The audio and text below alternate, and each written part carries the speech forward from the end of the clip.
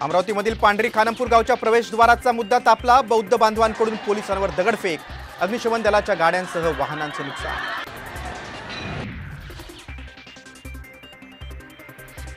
मराठा आंदोलनादरम्यान झालेल्या हिंसाचाराच्या चौकशीसाठी एसआयटी गठीत, नाशिकचे पोलीस आयुक्त संदीप कर्णिक समितीचे प्रमुख।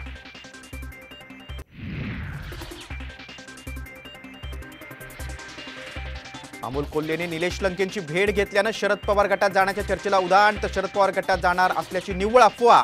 निलेश लंकेंचं साम टीव्हीवर स्पष्टीकरण।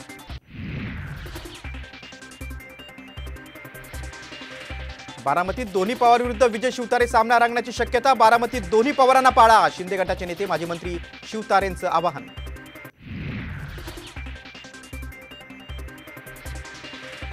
डबल महाराष्ट्र केसरी चंद्रहार पाटलांचा ठाकरे गटात प्रवेश, नामर्द पळून जात आहेत, मर्द आमच्याकडे येत आहेत। उद्धव ठाकरेंचा शिंदे गटावर हल्लाबोल।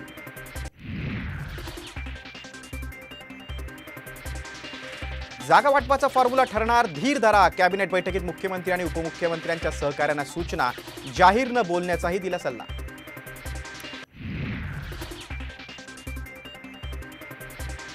शांतिगिरी महाराजांनी मुख्यमंत्री शिंदेंची घेतली भेट, नाशिकमधून लोकसभा लढवण्याची व्यक्त केली इच्छा, तर विद्यमान खासदारांना तिकीट मिळणार, खासदार हेमंत गोडसेंना विश्वास।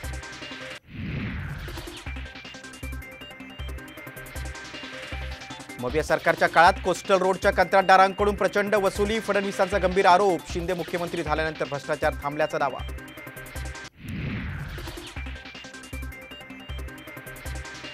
वरळी ते मरीन ड्राईव्हला जोडणाऱ्या कोस्टल रोडचं मुख्यमंत्र्यांच्या हस्ते उद्घाटन, उद्यापासून वाहतुकीसाठी खुला होणार।